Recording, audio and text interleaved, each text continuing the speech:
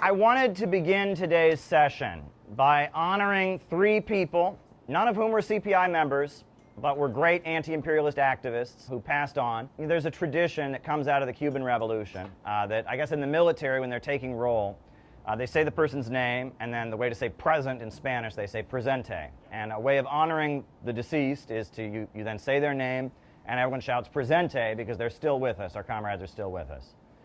The first person I would like to honor was a guy named Marty Goodman. Marty Goodman was a man who was born into a communist family in New York City.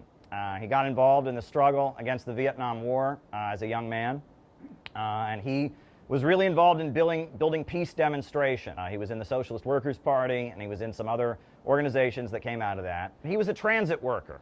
He drove the subway train in New York City. He actually saved someone's life on the subway. So a woman had tried to commit suicide and jump in front of the train, and he jerked the train to a stop and saved the person's life. And so the city of New York gave him an award for this, and he turned down the award in protest of the way the transit workers were having their treatment cut, and he kind of embarrassed the MTA authority turning down their award. But the reason that I know Marty Goodman is because in the final years of his life, he was dedicated to freeing Julian Assange, and that became the cause that he was obsessed with. And every week they had a protest in front of the British UN mission, every week. And I worked near there at the RT studio that used to be there, and I would walk by him, and sometimes he would be the only one there with a sign, "Free Julian Assange." He'd be the only one. And sometimes there'd be 5 people, sometimes there'd be 10 people, and sometimes it was just Marty. And I would run into Marty on the subway, and I would run into Marty in my neighborhood. And he always wanted to give me a newspaper, and he was always dedicated to freeing Julian Assange. And he died 3 months before Julian Assange was freed. And so when Julian Assange got his freedom, I thought of Marty Goodman and how happy Marty Goodman is in the next life to see that the cause he dedicated himself to in his final years finally had fruition. Julian Assange was able to return home to be with his family. And so Marty Goodman is a great comrade. Marty Goodman, presente. Marty Goodman, presente. I wanted to talk about another comrade, another friend who died this year. It was a guy named Paul Gilman. Now, Paul Gilman was an activist in New York City, and he ran for Congress and for various offices as a member of the Green Party. Paul Gilman's story is fascinating. Paul Gilman, in the early 1980s, he was convicted of something related to marijuana. And he was a young man who smoked a lot of pot, and he ended up going upstate to prison in New York State. And in prison, he read every book he could get his hands on. And he learned about Mao Zedong and the Chinese Revolution. He learned about the civil rights movement, the black struggle, and he came out of prison as a dedicated activist. And he was at every anti-war demonstration and every rally in New York City. He was somebody that I just found to be very, very amusing. One time I gave a class on the history of Mao. He came with a stack of books because he was just so excited to share the information. But one story about Paul Gilman that I want to share is that he had a son who was disabled, who was kind of special needs son. And one time he took his son to a film screening, and his son, who was disabled, was kind of, being loud and making a scene or something like that. And he was very embarrassed, and he was very apologetic. So he apologized to the party leaders and said, "Oh, I'm so sorry." And they said, "It's no big deal." And he said, I'll never bring my son to an event again." And they said to him, "No, it's no big deal. You'll know if your son is ready for it." And every time I saw Paul, he would tell me that story, because that shows you how much an act of kindness like that, an act of compassion. They could have said, "Never bring your son to an event again," but they said to him, "No, you'll know." And they were very kind in response to his son being a little bit disruptive at the movie showing. And every time I saw Paul, he would mention that to me, because that shows you how much an act of human kindness can go with people. And I would run into Paul on the streets of New York City, kind of like I ran into Marty. And sometimes Paul was in a homeless shelter. Sometimes he was homeless because he was an ex-con. He had a criminal conviction. It was hard to get a job. Other times he was doing well. But yet, despite struggling to keep a roof over his own head, he would still run for office as a Green Party candidate every time.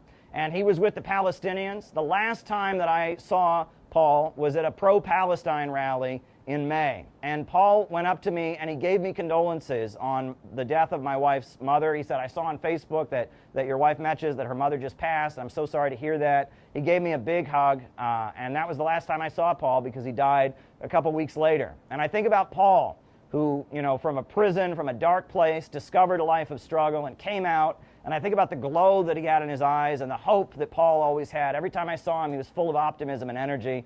That's what we need. Paul Gilman, presente. Paul Gilman, presente. Paul Gilman, presente. And the last comrade I want to give a tribute to is someone who died quite a long time ago. I think he died in 2011. His name was Artie Rosen. And Artie Rosen was a member of the Workers' World Party, and he'd been a founding member of the Workers' World Party. And he was actually quite wealthy because he was an expert on economics, and he'd started a currency trading company on Wall Street. He was very good at trading currencies. He'd made quite a bit of money, but communism was his life's goal. And he was a Jewish American, but everywhere Artie went, and I knew him at the time he was retired, he went with a Palestine baseball cap on his head and a stack of communist newspapers in his briefcase. And everywhere he went, he was wearing his Palestine baseball cap, and he was giving out the newspaper to everyone he could. And every time you saw him, he would tell you about, I was on the subway and, someone saw my Palestine hat and they gave me a thumbs up and I just got them a subscription to the newspaper. Or I was walking through a neighborhood and there were a group of Arab American teenagers and they saw my ball cap and they gave me a thumbs up.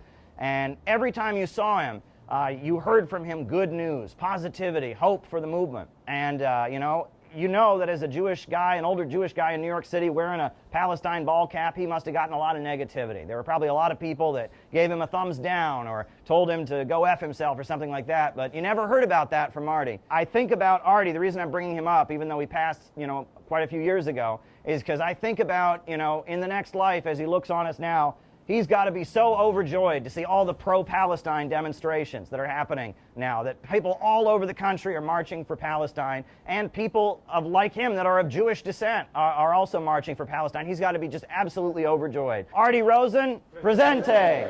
Artie Rosen, presente. Artie Rosen, presente. And the reason that I'm opening our session talking about this is because movements are made by people. Movements are made by people who give their lives to it, people who are active organizers. And part of what we've been trying to transition out of in CPI is we don't want to be an online organization. We very much want to be an in real life organization. And in real life means getting to know people. It means getting to struggle along people. And there are so many beautiful people who've given their lives to anti-imperialism. And we need to honor them and we need to know them because they're a model for what our lives can be, right? The revolution is not podcasts. The revolution is not tweets. The revolution is people who give their life to the struggle.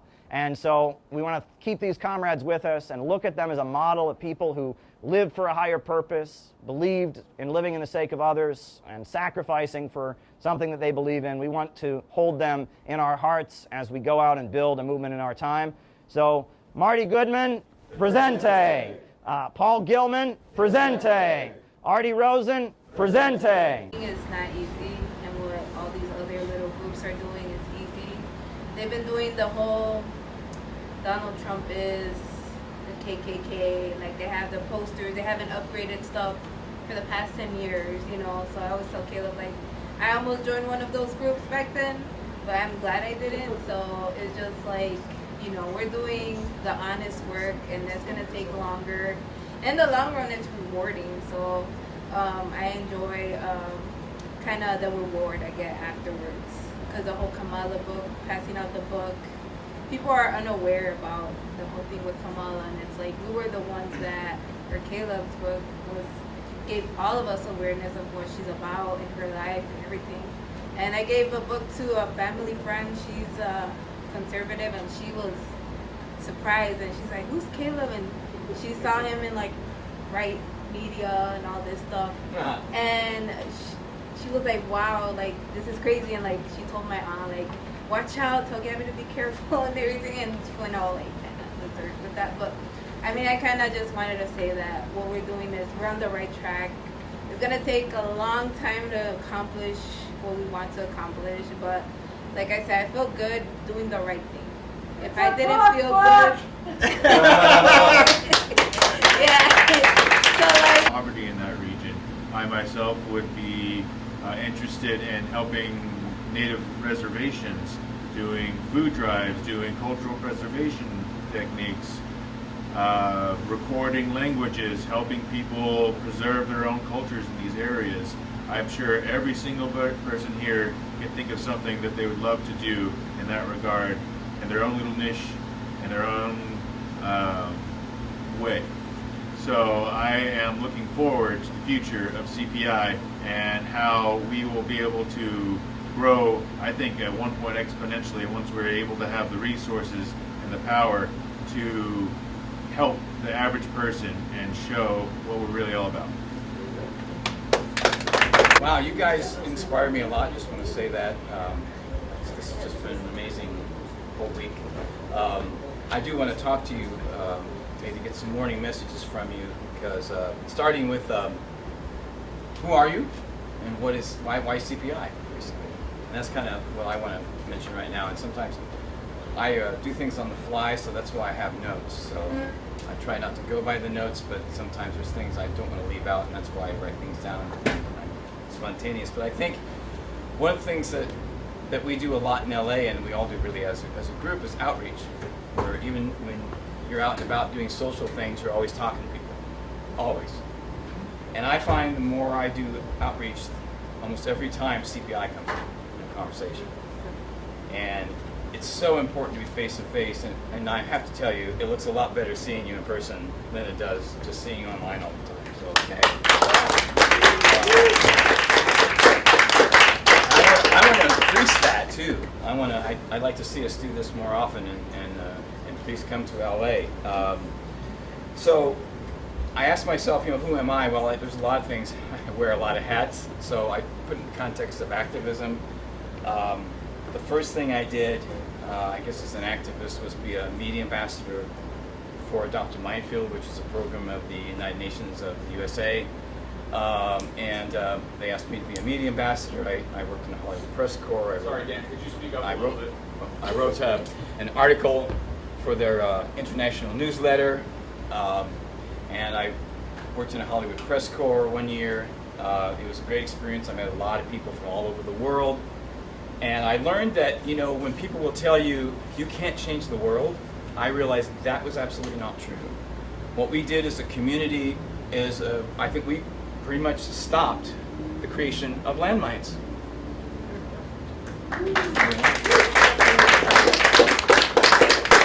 Now, it went to drone bombs, but anyway, what we did stop, we planted that seed, the horrible things that would be in the ground that were discovered, decades later in Vietnam, etc. So we only had certain countries that we worked in. But I also, after that, I think it was Occupy Los Angeles. So since Adopt a Minefield put me in their media team, I thought that's where I want to go. If I can't do arts and education, that's where I'm going to go, and that's where I ended up. And I learned more about economic injustice. I realized how ignorant I was of many things. Didn't really know more of the details, believe it or not, of the Banking Act, the Glass-Steagall Act, and I learned, and that and so many more things that it just boggled my mind. I go home at night, get on my computer, and oh my God. And that's the first time I saw an image of this gentleman here, the hippie here, sitting here. It was Occupy Wall Street.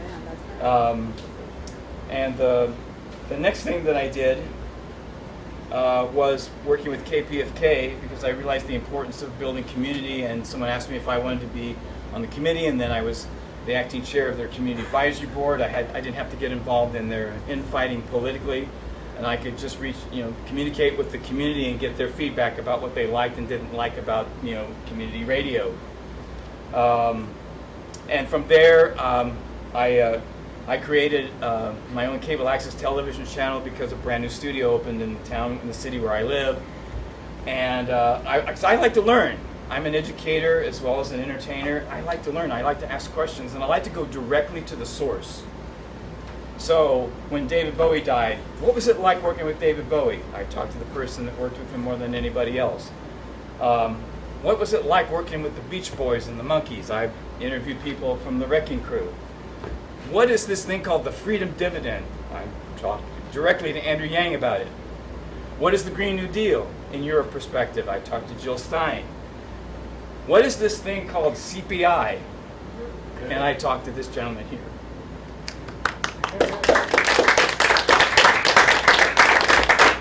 one of those things where, I know it's it's difficult. There's times where like it's I just have family that says just give up, live your life biologically, find a career that you'll love, that will pay off stuff, and just die, just be conformed to your life, and like just allow yourself to die and allow your whole family to die. That's how I see it. And I'm not gonna allow that. They're gonna have to go through all of us in order for them to get to my livelihood and our livelihood. It matters. The working class people matter. And that's why I'm tired of hearing like the left, the right. We're none of that. We're innovationists. We want to get the stuff done as soon as possible. And there's times where like I'm optimistic at times, but like I said, talking to you guys, I feel better because I know we're doing a big project that's gonna be for everybody. So like I said, hopefully our projects are big. Hopefully everything that we do pays off, because sometimes you have people in your ear saying, give up, stop doing what you're doing, get that career going, girl, go girl, you go girl, but that it's all lies, it's all a scheme, it's all like, quick money paycheck, and live paycheck after paycheck, and it's like, no, I can't, I have no other choice, we have no other choice at these times, like freaking all these grocery prices are crazy, but like I said, it's a whole movement we gotta create, and like I said, it's just I'm feeling thankful that like everything that happens for a reason, and it's a Sunday. And I like to thank God that we're here together, reuniting, and I just like to say thank you, God, for all the blessings you have for us, and amen. Amen. Yeah. Okay, so we talk about seeing the masses come alive, and to be empowered, and that requires them having the knowledge and understanding that and knowing the struggle and knowing their own struggles to be out and go and take a course of action. And so we've done that through like with Gabby, like helping to build flyers across Chicago, Penny like distributing like the Houthi books into the Muslim communities. But we need to find ways to interact with communities, on a one-to-one basis. And I'm wondering if CPI could see itself doing activities like mutual aid, cookouts, hosting dinners like these, at local community centers, in order to be able to like talk to people in a local community one-to-one, and figure out like what their needs are, what their concerns are, as well as providing material relief, for those in need. And in doing so, we get to know a community better and find a way to organize with them in order to create the movement, the self-determination, in order for them to come alive and move forward. Does CPI see itself doing activities like that on a local basis in their local neighborhoods? Yeah. Well, the answer is an astounding yes. The next thing I did was the pandemic, and I was convinced I am not staying inside my house all day long in California where the sun is shining and there's still the beach. Okay? So, and I found that there were a lot of people that were going through a lot of serious trauma about what was going on. And I just felt the need not only for community, which I had to travel a long way to get to on the west side of Los Angeles, but I also felt the need to be more educated about what is going on here. We're not being told the truth. So I've co-founded a group called Natural Health First, and really, health is about mind, body, and soul. All of it, right? So it's really important on all levels. And the next thing I did was meeting and interviewing Caleb Maupin, and realizing that there was a need in Los Angeles, because I saw the potential for a movement that occupy Wall Street, Los Angeles, and all around the world, they dropped the ball. They didn't do it right. They made a lot of mistakes. I saw the mistakes. I can write a book about it. But I said, this guy's on track. He gets it. He is exactly on point. And he was there, too. And he popped up in my algorithms probably because of our mutual friends, the Combo Couch. And I started watching his live stream, and I thought, this is it. This is it. You're talking about economics. Most people don't. You know, I grew up middle class, lower middle class, poor, and nobody talks about, you know, economics. They leave that conversation almost completely out all the time. Unless they see their taxes getting raised, then they want to talk about something, you know. So, I think what we need, why CPI for me? Well, that's just the background story of it. I think we also need a new renaissance. We need not just music, but remember, or arts or painting or whatever from the original one, but it's also economics, it's also spirituality, it's also political, and maybe even more so, it's about what we're doing, community building to make all that happen.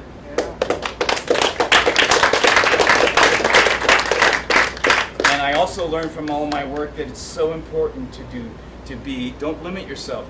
Local stuff, national stuff, international stuff.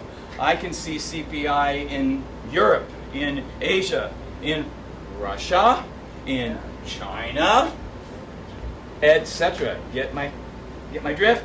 Yep. But you know, like Margaret Mead said, you don't need the majority of people. All you need is a significant number of people, whatever that is, and you can change the world. I saw it just, you know, from the landmine crisis, and it happened. It's not a myth. Like CPI, also we need to focus on, when we do our outreach, I think we need to focus on the 4-point economic plan. And remember, when you talk about the universe, spirituality, that's everything, and that's everyone. So it's not just any one group, and certainly not your ego or mine. Okay, that's another thing we have to have checks and balances on ego, right? So, and understand how we use words also, as well as what the words mean, understanding history, but also, as we do as well, understand what's going on, current events, and address things currently. Like, we don't want another years of lead, right?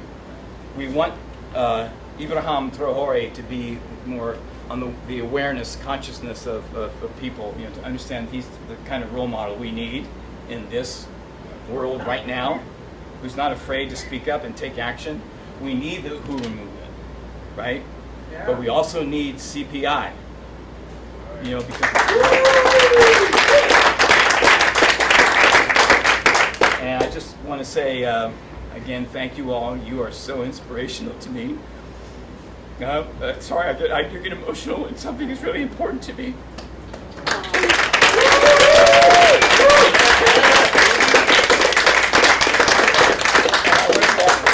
Back on what Caleb said, you know, everybody just works together. It's just simply wonderful. And as far as my closing remark is, yes, we need to transition to something better. Do you know why? Because abundance is for everyone. Yes.